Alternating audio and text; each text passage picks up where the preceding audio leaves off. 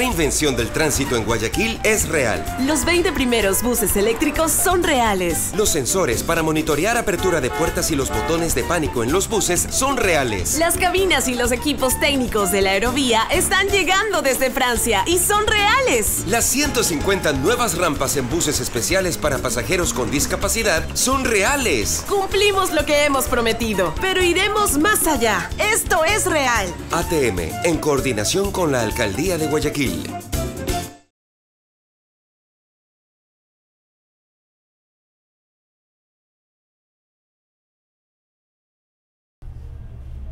Muy buenos días amigos, bienvenidos a un programa más de News and Coffee, viernes 1 de marzo del 2019. Yo soy Gabriela Yepes y me encuentro como siempre en la cafetería de especialidad Il Barista tomándome un café de Nanegalito, está buenísimo, tienen que venir a probarlo. Está ubicado en la avenida Amazonas y República en los bajos del edificio de las cámaras. Antes de empezar el programa, quiero agradecer a nuestros auspiciantes que nos permiten estar cada mañana junto a ustedes. Gracias a Hyundai, gracias a la ATM, la Autoridad de Tránsito Municipal de Guayaquil, y por supuesto gracias a la Cooperativa Andalucía y a su tarjeta de débito, que siempre la cargo conmigo, que nos permite pagar nuestros consumos de la posta en Il Barista. Ahora sí amigos, pasemos a las noticias en caliente.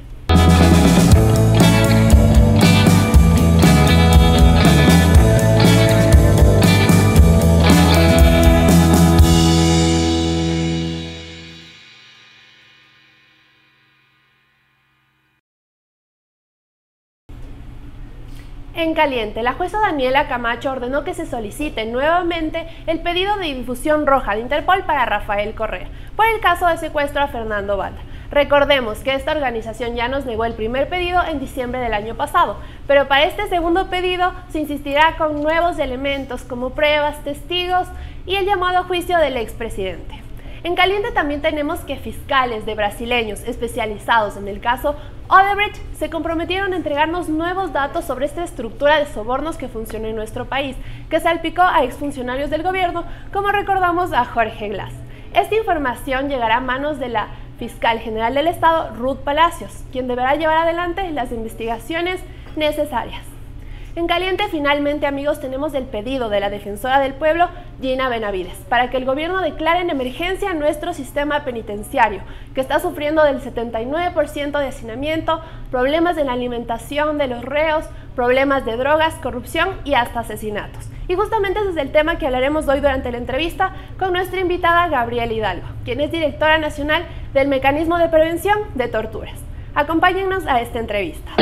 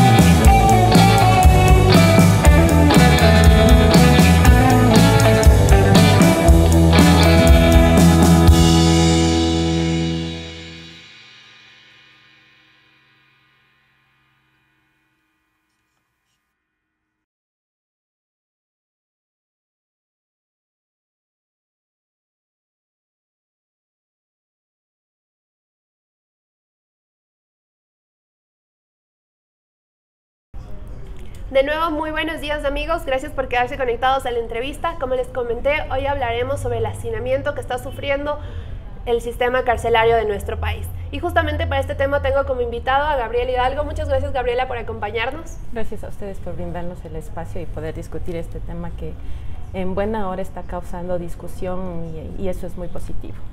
Sí, Gabriela, y justamente me gustaría empezar con este tema. Gabriela es directora nacional del Mecanismo para Prevención de las Torturas, quienes han hecho 172 visitas a las cárceles desde el 2013, ¿verdad? Y han sacado ahora unos informes que demuestran cuál es la crisis verdadera que está sufriendo las cárceles. Me gustaría empezar con el hacinamiento. Ustedes ya hablan de un 79% de hacinamiento. Efectivamente, el Ministerio de Justicia maneja un porcentaje del 38% de porcentaje de hacinamiento. Sin embargo, esto de aquí un poco baja el número en virtud de las 3 regionales que albergan a cerca del 40% de la población. Sin estas regionales, en las provinciales básicamente esto se exacerba porque llega al 79.8%. Entonces, como explicábamos en la rueda de prensa, esto ocasiona que existan centros como el CRS de Ibarra que presenta un 300% de hacinamiento. Como les mencionábamos, es un centro que data ya de más de 100 años, inició sus funciones en 1915 y en el momento en que nosotros hicimos la visita tenía una capacidad real de 150 personas, pero encontramos 719. Entonces, claro, esto nos hace pensar que básicamente más de 550 no tienen cama, están durmiendo posiblemente. ¿Cómo están viviendo? Ustedes como visitaron, ¿qué constataron? ¿Dónde duermen? ¿Cómo se desarrolla su rutina? Básicamente algunos se organizan en el piso. En el CRS de Ibarra utilizan unas que se denominan cambuches. De alguna forma son una especie de féretros ya, porque son cajas acondicionadas para un poco seguridad. Les acondicionan con puertas de madera, pero solamente entra la persona para dormir. Por eso digo que es básicamente casi dormir en una caja de 2 por 1 metro. ¿Y cuántas personas en una celda? Hemos encontrado casos de, por ejemplo, celdas donde hay unas 50 camas, tranquilamente se encuentran hasta 100, 150. Es bastante. Exacto. En este centro carcelario. Y como les decía, o sea, son las propias condiciones. La falta de espacio hace que duerman en el piso. Si en buena hora tienen un colchón, porque les permiten ahora el ingreso de colchones, duermen en un colchón. Si no tienen familiares que les ayuden con esto, básicamente duermen en cartones. Hemos encontrado personas que hasta llegan a dormir debajo de urinarios por la falta de espacio. Por ejemplo, en el CDP del Inca, ahí en la zona denominada para premio, el pabellón La Ronda, tiene una capacidad para 72 personas. Esto es importante señalar. La capacidad no es solamente la instalación de la cama, debe garantizarse un espacio mínimo para la movilización, para realizar las actividades cotidianas. No se cuenta ni siquiera con este espacio. El hacinamiento ha llevado a que las personas permanezcan en el día sentados en el piso, acostados, entonces no es que hay un espacio como de intervención, pasan encerrados cerca de 164 horas. ¿Cuánto tiempo tienen que estar en las celdas y cuánto tiempo en los patios? Nosotros hemos tratado de hacer un cruce verificando con guías médicas. Lo que recomienda la OMS es que por lo menos una persona tenga un espacio de salida al sol de por lo menos unos 30 minutos diarios. Como les mencionaba, la falta de separación que se da en el CDP Inca hace que las personas lleguen a estar encerradas 164 horas a la semana, porque solamente salen 4 horas a la semana a los patios. Claro. Como hay más de 10 pabellones, creo que si no me falla la memoria, esto hace que vayan turnándose, porque obviamente hay otros pabellones reciben sus visitas en el patio, entonces no es posible que todos salgan y utilicen este lugar. Y no solo pasan encerrados, sino amontonados, como usted menciona también. Efectivamente. Por ejemplo, yo aplaudo que las autoridades hayan permitido el ingreso de los medios a que verifiquen este aspecto. El mecanismo desde el 2014 ha venido solicitando que se permita el ingreso de cámaras para poder registrar, pero lamentablemente no hemos tenido esa respuesta a pesar de las insistencias que se han realizado. Ustedes en los medios de comunicación pudieron constatar cómo es el cotidiano de las personas ahí. Entonces esto nos marca una preocupación porque finalmente no se cumplen las finalidades de la rehabilitación social y de alguna forma nos está dando una mirada de que el Estado está incumpliendo sus obligaciones. tenemos que tomar en cuenta y creo que hacer una reflexión como sociedad. La rehabilitación es algo que debe importarnos a todos, porque finalmente es tratar de reorientar nuevamente aquellas conductas que posiblemente afectaron la convivencia para que vivamos en un sistema seguro, en el que las personas no tengamos que salir con miedo a qué nos pasará. Entonces, la rehabilitación es algo que debe importarnos. A veces en la sociedad se justifica este tipo de tratos y debemos entender que eso va en detrimento de nosotros mismos, porque finalmente vivimos en un sistema constitucional de derechos y justicia y no podemos aprobar prácticas que vayan en contra de la dignidad humana. Debemos recordar que quizás cualquiera puede estar inmerso en esto. Hay penas privativas de libertad por temas de tránsito, hay penas privativas de libertad por temas relacionados al tema de apremio, cuando incumplen las obligaciones de alimentos, hay temas de contravenciones. Entonces, esta situación que está de alguna forma normada no hace que la prisión esté dirigida a un solo sector. Entonces, por eso es importante que se genere un tema de reflexión y también de alguna forma procurar y también exigir a las autoridades que destinen los fondos. Es importante señalar que lamentablemente todo lo que tiene que ver con el sistema de rehabilitación no es un tema que quizás solamente le ha competido al último periodo de gobierno que hubo con el anterior mandatario. Esto tiene data. O sea, si nosotros recordamos, hay un informe de la Comisión de la Verdad que registró más de 300 casos de personas que fueron víctimas de tortura, muchas de ellas en centros de privación de libertad. El Estado tiene 6 sentencias dictadas por la Corte Interamericana, un poco señalando una preocupación y ya determinando medidas que garanticen la no repetición. Pero finalmente lo que estamos viendo es que eso se sigue dando, y con el efecto de que, claro, en el 2011, según los datos que teníamos aquí para ser precisos, la población carcelaria era de 11.279. A finales del 2018 llegó a 38.602. ¿Y por qué se ha dado este crecimiento? ¿Rigidez en las leyes? Básicamente hay que tomar en cuenta que en el 2014 entró en vigencia el COIP, hubo un endurecimiento, entonces es también importante que la Asamblea verifique el tema de la revisión. Lo otro es que ha sido una práctica constante no contar con medidas y políticas dirigidas a prevenir el delito. Entonces, ese es un aspecto elemental y fundamental. Yo no puedo destinar mínimos recursos a la rehabilitación y no destinar tampoco nada al tema de prevención del delito, porque dirigir esos mínimos recursos y no lograr la rehabilitación básicamente termina siendo un desgaste innecesario de los recursos. Entonces, hay estudios del BID que hablan sobre el costo del crimen y determinan que el efecto de atacar el delito es mucho más costoso que de prevenirlo. Y a esto sumemos el tema de lo que el delito hace en la vida de las personas. Por una parte genera víctimas. Yo creo que para cualquier persona lo esencial va a ser evitar caer en esa situación. Genera, atrás del tema del victimario que va a una cárcel, también hay una familia. Claro. Y esa familia también pasa por un proceso de degradación, como mencionábamos en los informes, inclusive por tema de revisiones invasivas. O sea, el tema de esto de no garantizar por lo menos una intimidad adecuada para que puedan desarrollar su vida como pareja. Entonces también en este tema se va acumulando y sumando a otras personas. Los niños que posiblemente tengan que, porque no pueden perder el vínculo con sus padres. Claro. Es algo que debe sostenerse, pero debe garantizarse condiciones de respeto. No puede ser posible que niños entren y vean y naturalicen que esa es la forma en la que se debe tratar a las personas. Gabriel, usted ha mencionado que la prevención del delito sería lo mejor, sí, realmente sería una solución, sería la mejor opción, pero ahora tenemos encima este problema que es la crisis carcelaria que está viviendo este país. Ya hemos hablado del hacinamiento, justamente nos mencionaba en Ibarra. ¿Qué sucede con las otras ciudades, con las otras provincias? ¿Y qué sucede con estos 3 centros regionales gigantes que construyó Correa? Bueno, básicamente los 3 centros regionales, como les decía, albergan cerca del 40% de la población carcelaria. En estos espacios, bueno, no hemos identificado el hacinamiento en sí. Ya lo que sí existe es un tema de sobrepoblación porque están al límite de su capacidad. Estas infraestructuras, en algunos casos como el de La Tacunga, en el 2014 ya se hizo la alerta en relación al tema de la falta de agua, un elemento vital Entonces, Totalmente. eso demandaba que las autoridades adopten en forma oportuna las acciones necesarias.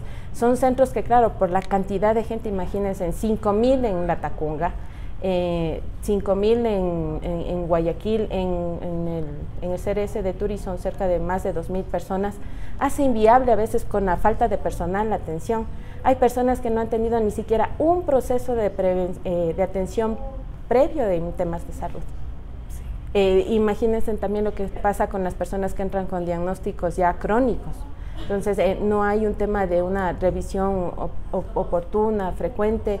En muchos casos, por ejemplo, en las entrevistas que hemos hecho a personas privadas de libertad, se han identificado casos de personas que tenían diabetes que por una falta de atención adecuada han llegado a perder la vista. ¿Existe cero atención médica en estos centros? ¿Qué sucede cuando una persona está muy grave? No podemos decir que hay cero.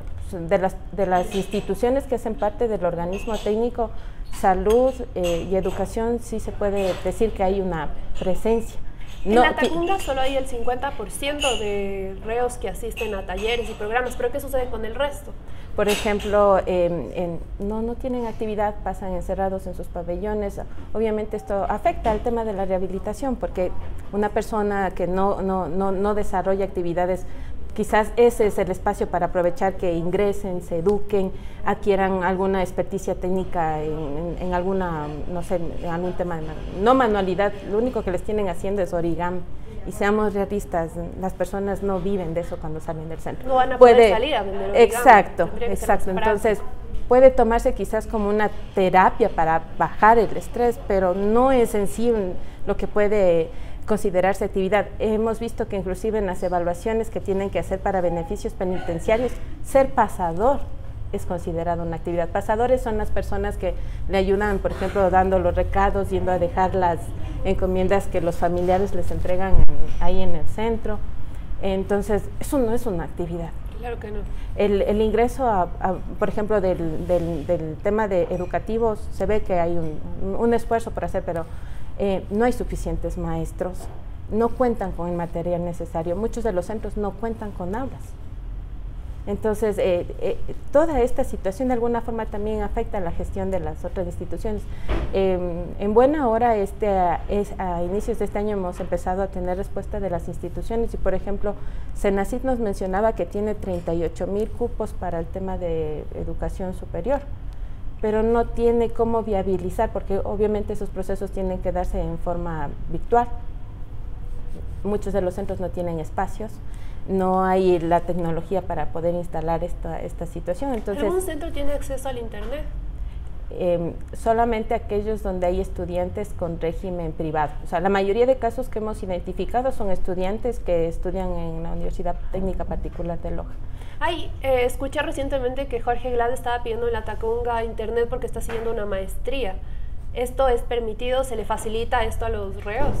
Bueno, sí, por temas de estudios sí se les permite, pero por un tiempo reducido y con una limitación. ¿Existe algún control que en realidad use el internet para los estudios? Sí, porque justamente el internet que utilizan es solamente para fines académicos, o sea, no es que pueden utilizar quizás para meterse en redes o alguna situación. Sí hay una limitación en ese sentido. Es más, hemos visto, por ejemplo, casos en los que se les dan unas tablets para que puedan hacer el ingreso, pero esas tablets después son entregadas en los centros donde hay bibliotecas, se deja en custodia de eso, y de ahí solamente se utilizan para temas educativos. Muy bien, Gabriela, hemos hablado del hacinamiento, también de esta falta de talleres y ocupación que tienen los reos. Otro problema muy grave son los servicios básicos y dentro de esto la alimentación. Ustedes en los informes que sacaron mencionaban que hay reos que tienen que recibir la comida en la mano porque no existe falta de platos. ¿Qué pasa con esto? Bueno, lo que se dijo es que existe falta de vajilla homologada. Lo que hacen los PPLs es, PPL es la persona privada de libertad para entendimiento del público. Lo que hacen es coger lo que puedan tener a cargo, una tarrina, o sea, eso, o lo que puedan encontrar, si alguien tiene un plato, pero eso no garantiza, por ejemplo, que se dé las porciones en cantidad igual, que garantice un tema de dieta, y lo otro que tal vez se maneje un tema de asepsia. Lo que decíamos es que hemos visto centros donde la comida se reparte con la mano Y en ocasiones, eso decíamos, inclusive esta alimentación que tiene queja y todo eso, no es entregada. Hay PPLs que no se alimentan. Decían que por 16 horas no reciben alimento. Exacto, porque generalmente la alimentación, la merienda que se denomina, se entrega a las 4 de la tarde y no vuelven a probar bocado hasta el siguiente día. Si en buena hora dentro del centro existen lo que se denominaban antes los economatos o tiendas, quienes tienen recursos podrán acceder, pero no todos. O sea, en las regionales, por ejemplo, esto un poco se complica. Ahora en buena manejan un tema de sistema por depósito, pero antes el familiar tenía que ir al centro. O sea, si estaba en Esmeraldas, si estaba en Cuenca, tenía que ir al centro a dejar el depósito. Y otro problema con este economato, también se denunciaba que vendían productos marca Patito, incluso caducados. O sea, no es una garantía tener dinero e ir al economato, porque de todas formas vas a recibir alimentos que no están garantizados. Muy bien, hemos hablado de las porciones, la falta de vajilla. Perdón, en el tema de alimentación, claro, creo que hay que hacer hincapié también en algo más. Hemos identificado en el caso de las mujeres que tienen sus hijos a cargo, que son menores de 3 años, que no se garantiza la alimentación. Lo que están entregándose es una ración adicional a la porción de la madre. O sea, no es una alimentación que, como decíamos, a veces presenta problemas que generan problemas gastrointestinales. Que necesita una alimentación especial. No hay esa alimentación especializada. El reglamento de rehabilitación social de alguna forma determina que esta responsabilidad recae en el MIES. Se generó un acuerdo ministerial que traspasó ciertas competencias al Ministerio de Justicia y ahorita eso está en el limbo. O sea, ninguna de las dos instituciones han establecido en su presupuesto alimentación para menores de 3 años, que son, o sea, las personas privadas de libertad son grupos de atención prioritaria, pero los niños que se encuentran conviviendo con sus madres, aquí también hay que hacer hincapié. ¿Por qué conviven con sus madres? Porque el periodo de edad que tienen es un periodo necesario para generar vínculos y fortalecer el desarrollo. Lamentablemente lo tienen que hacer en esas condiciones, pero eso no justifica que al estar ingresados en estos centros no se atiendan necesidades básicas y mínimas que requiere un niño. O sea, inclusive es algo que debe llamar a la preocupación. Y si no se está cumpliendo con la alimentación de estos niños, ¿qué podemos esperar de otros tipos de protecciones, verdad? ¿Qué está sucediendo con los niños? ¿Están bajo riesgos? Bueno, básicamente están al cuidado de sus madres, sí se encuentran en un área, en el área de mujeres generalmente, pero como les digo, o sea, en muchos de los casos compartiendo inclusive por falta de cama el espacio con otras personas. No es que se les asigna una cama individual, hay ocasiones en las que sus madres deben compartir la cama con otra persona privada de libertad. No es que tienen un espacio diferenciado. El tema de los 6 bebés, eso por ejemplo debe tenerse un cuidado especial porque no en todos los centros hay 6 bebés internos.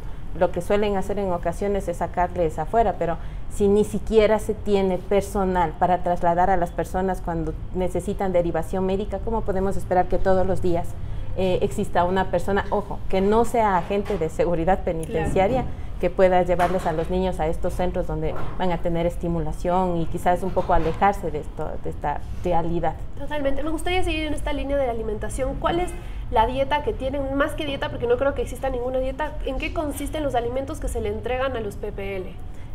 Básicamente en el desayuno es de lo que hemos podido constatar, café, agua aromática y un pan.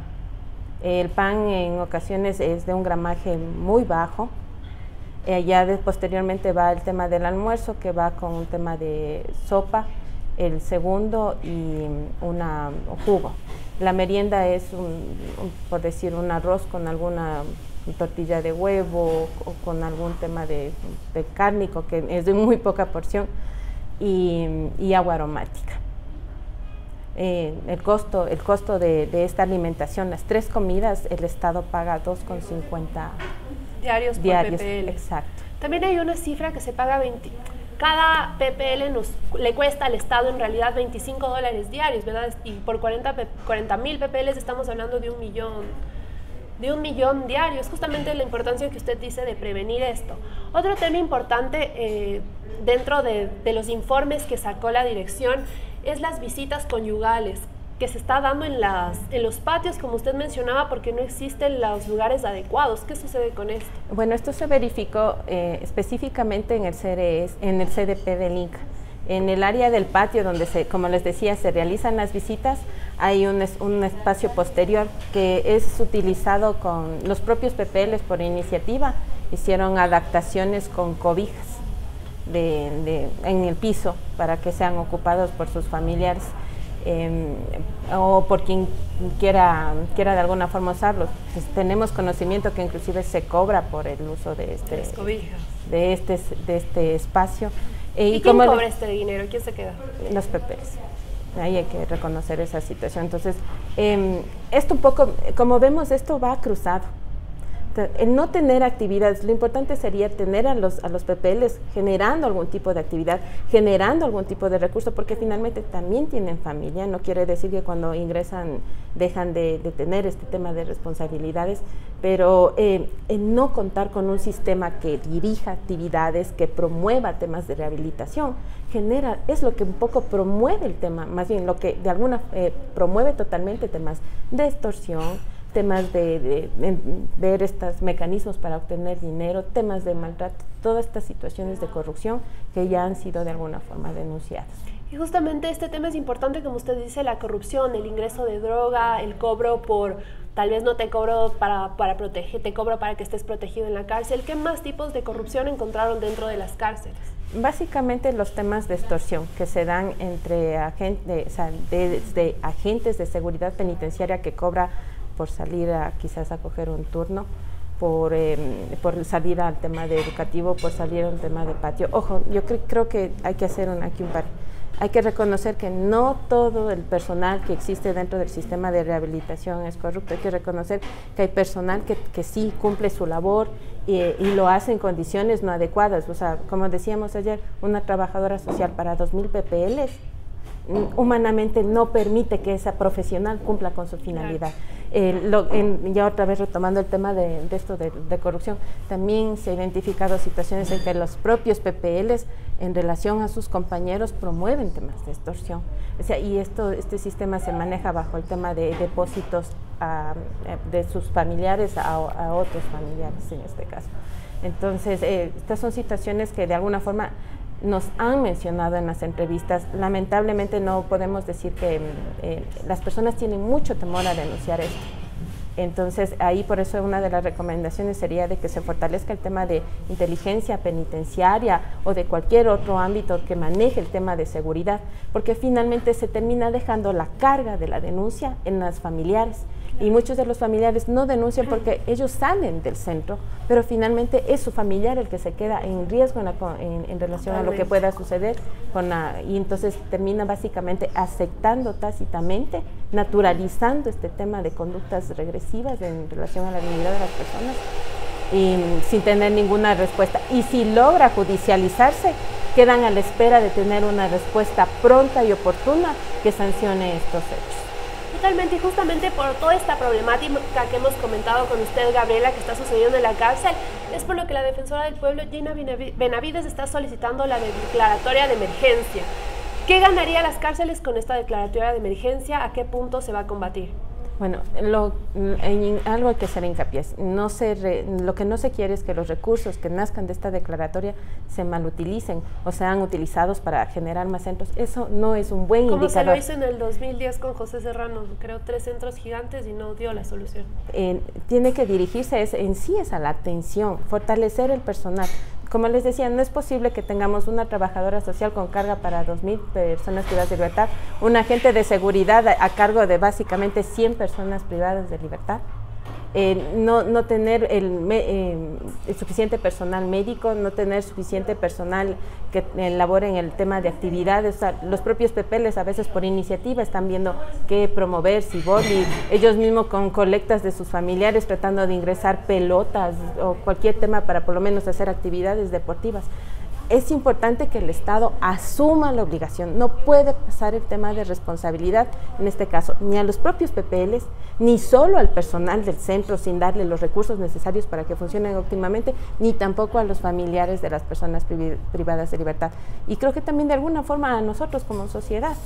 porque si la persona no sale rehabilitada, finalmente recae, reincide. ¿Podemos hablar de que en el país existen personas rehabilitadas, PPLs rehabilitados? Hay, bueno, ahí tocaría tomar en cuenta, por ejemplo, estadísticas yo lo que puedo dar es lo que hemos constatado en las visitas. No quiero generalizar, esto es importante. Hay personas que efectivamente cumplen su pena y buscan el modo de no volver a vivir en esas condiciones. Claro. Pero hay personas que al no haber tenido una atención oportuna vuelven a reincidir. O sea, hemos encontrado casos de 3 y hasta 4 reingresos. Y esto un poco es mucho más preocupante cuando se trata de adolescentes, porque el que tengan 2 o 3 reingresos en una edad muy temprana, de alguna forma nos está diciendo que el direccionamiento que se le está dando es para que se dedique efectivamente a esto. Y en ese aspecto, de alguna forma no se le puede poner solamente la carga a la persona que está en esto, sino que no ha tenido el acompañamiento necesario, a pesar de, aquí por ejemplo, a pesar de que la normativa establece que debe haber seguimiento para la persona una vez que cumple la pena, eso no existe, no hay recursos, no hay personal. Entonces, por eso es que los temas de quizás el brazalete electrónico, el tema de otras medidas que han sido puestas, no han tenido efectividad porque no hay personal que haga el seguimiento una vez que la persona ni siquiera hubo seguimiento para Fernando Alvarado, que se sacó el grillete, imaginémonos de los otros PPL. Me gustaría seguir hablando de esta declaratoria de emergencia. ¿Cuánto dinero se necesita y en qué nomás se debería invertir? Bueno, nosotros no podemos dar el presupuesto. Esto tiene que nacer de un examen que se haga a cada uno de los centros para que de alguna forma determinen la capacidad que tienen, el tema de personal, qué necesidades de mejoramiento de infraestructura se requieren, dónde nomás tiene que generarse, por ejemplo, espacios para el tema de actividades educativas, laborales, el tema de... Los servicios básicos, pues es un tema totalmente que debería tratarse como base. Muy bien, Gabriela, me gustaría, antes de que se me escape, hablar de este problema tan importante que es los asesinatos que se han presentado en las cárceles. Tienen un número de 19 entre el 2008 y en lo que va de este año. ¿Por qué suceden estos asesinatos dentro de las cárceles? ¿Qué control hay o qué control no hay? El mayor porcentaje de estas muertes se dieron, ustedes recordarán, con los temas de amotinamiento que se dieron en el mes de junio del 2018. De ahí los otros han resultado estos casos en los que es preocupante que se hayan dado inclusive con uso de armas de fuego. Entonces, como decíamos, sí, son 19 casos que de alguna forma hemos podido identificar, un poco por las alertas que se han dado en prensa, otras porque al momento de las visitas se nos informa qué decesos hubieron. Entonces, por eso hemos logrado determinar que es el número que hay. Pero, por ejemplo, aquí hay que recordar que en el informe que el Comité de Prevención contra la Tortura dio en el año 2017, ya se habló de 16 muertes, dadas desde el periodo del 2014 al 2016. Entonces, estos 19 se suman a estos. Y quizás esos deberían sumarse a los otros que se han dado en el histórico de lo que tenemos sistema de rehabilitación. Entonces, es preocupante. El Estado está llamado a garantizar la vida, la integridad y la rehabilitación de las personas. Entonces, creo que esa es la preocupación por la cual la defensora ha manifestado esta necesidad de que se doten de los recursos necesarios, tanto en personal, tanto en infraestructura, en todo aquello que vaya dirigido a evitar, porque como decíamos, existen sentencias internacionales, existen recomendaciones dadas por los organismos internacionales, hay sentencias inclusive dadas por los jueces en lo interno. Hay una sentencia de la Corte Constitucional en la que nuevamente recuerda cuál es el marco de obligaciones del Estado para las personas que están bajo su custodia. Entonces, decir que quizás hay un tema de falta de pronunciamientos, no. Lo que existe es quizás una falta de accionar. Y yo creo que sí es necesario que se utilice criterios especializados en el tema para poder de alguna forma cumplir con la finalidad y también evitar que generemos, o sea, posiblemente el mes de marzo ya terminemos con una población de 40,000. Entonces, ¿qué medidas se están adoptando ahora para evitar que esos casos sigan incrementándose? Bien, Gabriela, algo importante es que ahora en estos momentos se está hablando de la crisis carcelaria, pero es por esto que Ricardo Camacho abrió las puertas de las cárceles, los medios de comunicación entraron y mostraron a la gente cuál es la realidad. Pero bien, la Defensoría del Pueblo ya tiene anteriores visitas y dice que ya desde antes ha estado sufriendo toda esta crisis. ¿Por qué no se denunció antes? Y ahora sí, que la gente ya se enteró, vamos a denunciarlo. ¿O si hubo antes otras denuncias? Se ha realizado. Estos informes, ojo, no es que recién estamos poniendo en conocimiento los 147 y han estado a cargo de la entidad. Estos informes fueron puestos en su momento ya en conocimiento de las autoridades para que tomen las medidas paliativas. Estos informes han servido de insumos al Subcomité de Prevención de la Tortura, en los que hemos mencionado todas estas condiciones y han dado lugar al objeto de las recomendaciones. Los medios de comunicación sí han difundido de alguna forma estas problemáticas. Las observaciones generales, los temas de la problemática también han tenido difusión. Ahora quizás el tema logró tener quizás un tema de mayor discusión en relación al tema coyuntural que se está dando. O sea, yo particularmente puedo reconocer que inclusive he dado entrevistas sobre estos temas y en ocasiones no ha salido. Entonces es importante como también resaltar que estos temas tienen que ser de discusión permanente, porque finalmente son situaciones que en el cotidiano estamos viviendo. La gente vive insegura, y cuando ya de alguna forma interviene el Estado, o sea, con una pronta o mediana respuesta en el tema judicial, tenemos estos problemas y efectos ya en el tema de rehabilitación. Claro. Entonces, no es que la institución se ha quedado con esta información. La Defensoría del Pueblo ha estado dando, pero los medios de comunicación impulsaron, digamos, estas la entrada, yo creo, como le mencionaba, la entrada de los medios para registrar visualmente cuáles son las condiciones fue un aspecto muy positivo. Como les decía, nosotros hemos insistido desde el 2014 en que se nos permita el ingreso de cámaras para que no se tome como un tema subjetivo de la institución todas las recomendaciones que se hagan, sino que también como que se fortalezca la objetividad de los informes, que de alguna forma puedan ver los espacios que nosotros hemos encontrado de aislamiento, las condiciones en las que se reparte la alimentación, las condiciones en las que encontramos a enfermos ya con enfermedades que ya requieren cuidados paliativos. El tema de adicciones, que es un problema muy fuerte ahí, que exacerba el tema de niveles de violencia en los centros, porque obviamente los PPLs por tema de consumir generan o realizan cualquier otra actividad con la finalidad de obtener estas sustancias. Gabriela, y como decíamos, estos asesinatos, ¿por qué se dan? Se dan por tipos de venganza, y también otra cosa importante es que no se están tomando en cuenta los suicidios de las personas. Entonces, ¿por qué se da esto? Las condiciones mismas, como la convivencia es imposible, no hay una separación adecuada, solo las regionales tienen, por ejemplo, estos espacios de máxima, mínima seguridad, la zona esta de privación provisional de libertad, la patria de tren, pero el resto de centros no. En muchos de los casos los espacios son compartidos. A las personas de apremio básicamente se les ponen las mismas condiciones de las personas que ingresan por delitos. Entonces, esto de aquí exacerba el tema de convivencia. Es como, pongamos un ejemplo, si en el departamento en que nosotros convivimos está diseñado para que conviva una familia de 5 miembros, si existen 25 personas en ese departamento, va a haber problemas. ¿Por qué? Porque inclusive la infraestructura tiene un deterioro más acelerado en el tema de daño. El tema del consumo de la alimentación, si requiero atender y llevar a un médico, se hace casi inviable el no tener el espacio suficiente para realizar las actividades. Entonces, es ese el tema de sobrepoblación el que de alguna forma afecta el funcionamiento de los centros. Pero obviamente, o sea, como decíamos en la rueda de prensa, esto tampoco quiere decir que como Defensoría nosotros recomendemos que se deje de hacer las investigaciones y sanción de delitos que requieran. Lo que estamos diciendo es que se intervenga para evitar que se dé también esa situación. Y que junto a esto se asocie el tema de que se destinen recursos para brindar una atención adecuada. Porque finalmente con las condiciones que estamos viendo ahorita, básicamente, o sea, sí se puede decir que el Estado ya es observado, está incumpliendo las obligaciones que tiene. Justamente, Gabriela, y como comentamos del hacinamiento, si la solución no es como en la declaratoria de emergencia en el 2010, en la que se construyeron estos centros regionales para miles de personas, si no es la solución construir más centros, ¿cuál es la solución? ¿Cómo repartimos, cómo bajamos el nivel de hacinamiento? Por ejemplo, debería hacerse una verificación de aquellos casos que, por ejemplo, puedan acogerse a beneficios.